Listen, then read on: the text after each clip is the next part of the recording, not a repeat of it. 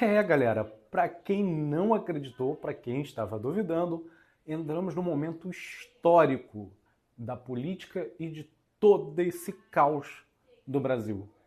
Moraes oficialmente foi sancionado pela Lei Magnitsky.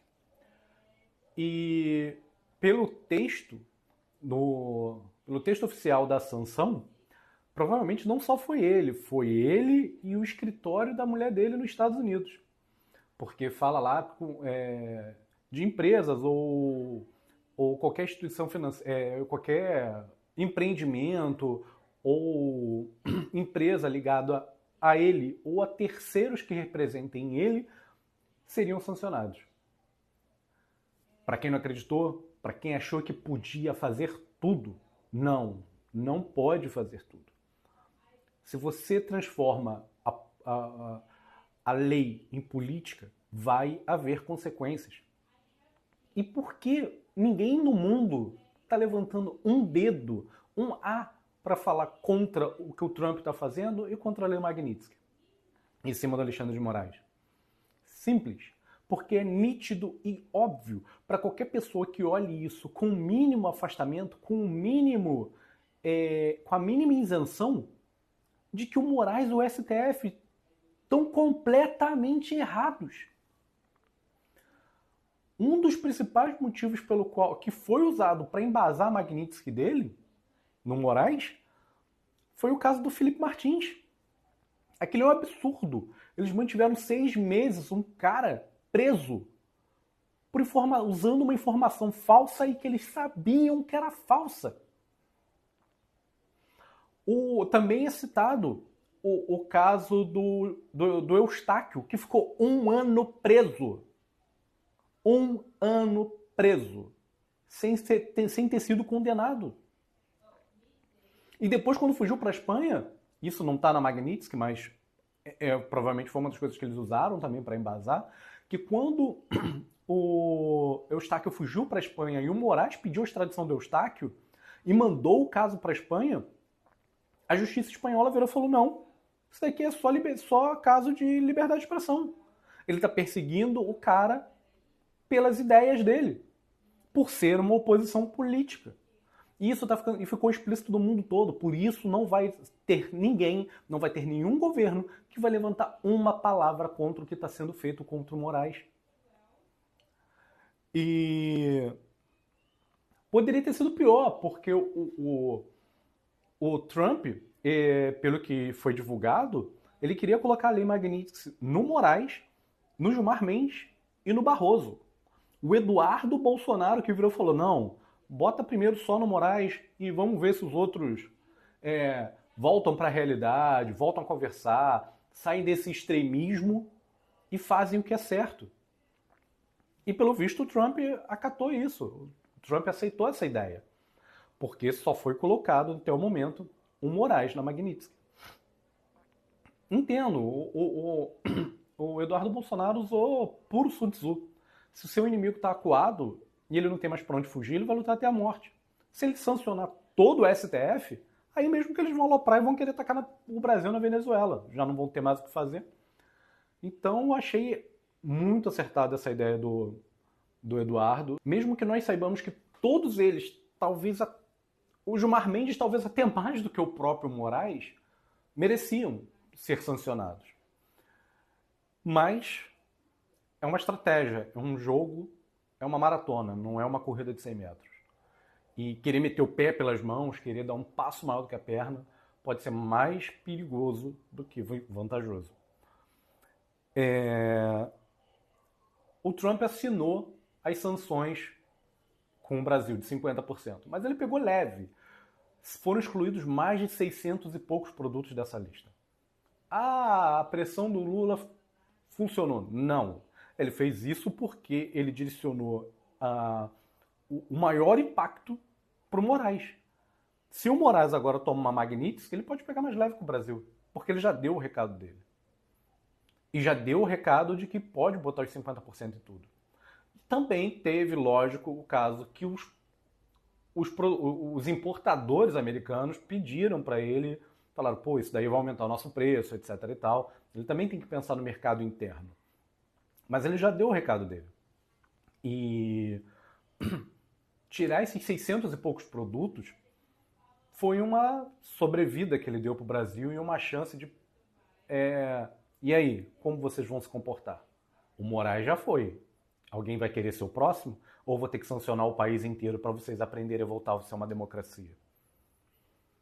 Espero que os empresários, espero que os banqueiros, espero que as pessoas que mandam no país por trás dos panos reflitam um pouco sobre isso.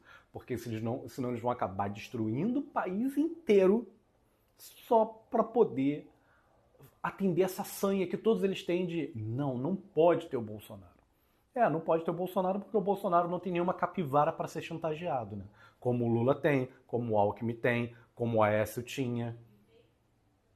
Então, se ele não pode ser chantageado, como que eles vão deixar o cara sentar na cadeira? Porque eles gostam tanto de pessoas como Alcolumbre, como o presidente da Câmara, o Mota. Por que eles gostam tanto desse pessoal? Porque eles têm esqueletos no armário.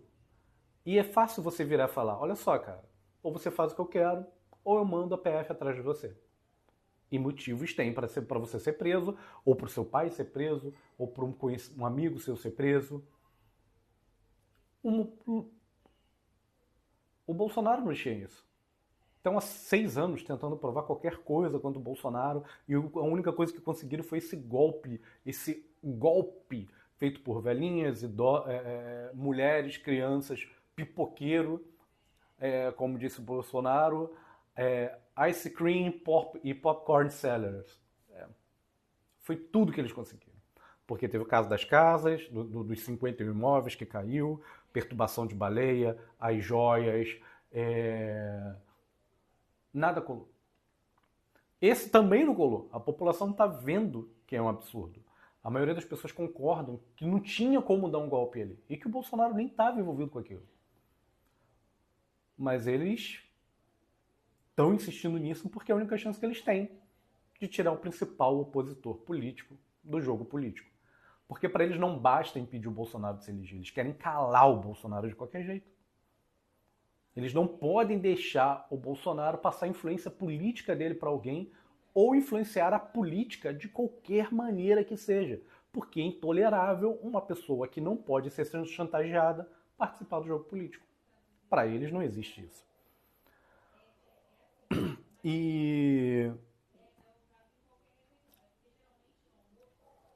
Mas a Lei Magnitsky pode ter sanções complicadas para o país. Não são só flores. Porque os bancos são orientados, os bancos têm que cumprir a Magnitsky com o risco de perderem a capacidade de operar em dólar e perder os seus ativos nos Estados Unidos. Porque as pessoas obedecem a Lei Magnitsky não é porque elas concordam com ela, é por causa da pressão financeira americana. E qualquer banco que tiver conta do Moraes aqui, cartão de crédito, etc. e tal, é obrigado a fechar as contas dele. Mas o Supremo, no maior ato de loucura, pode pegar e proibir os bancos a cumprirem sanções internacionais para manter as contas do Moraes. E aí? O que vai acontecer? Na prática, porque isso já aconteceu com alguns bancos, eles vão sofrer multas bilionárias. Teve um banco que tomou uma multa, um banco francês, agora eu esqueci o nome, que tem um nome complicado, tomou uma multa de mais de 3 bilhões de dólares. Que dá, pelo que eu lembro, é mais ou menos, deu uns 5 bilhões de dólares aproximadamente a multa, o que daria mais ou menos, aí multiplicando por 6, uns 30 bilhões de reais. O Itaú quer pagar essa multa de 30 bilhões? Fora que mais cedo ou mais tarde eles podem ser simplesmente desligados do SWIFT, que é o sistema internacional de transação com dólar. Eles vão querer isso? Lembrando, se eles são desligados do SWIFT, ninguém no exterior pode mandar dinheiro para o Itaú. E nem o Itaú pode mandar dinheiro para o exterior. Será que os grandes empresários que têm conta no Itaú Personalité vão querer ficarem proibidos de receber e mandar dinheiro através de suas contas? Por causa do Alexandre de Moraes?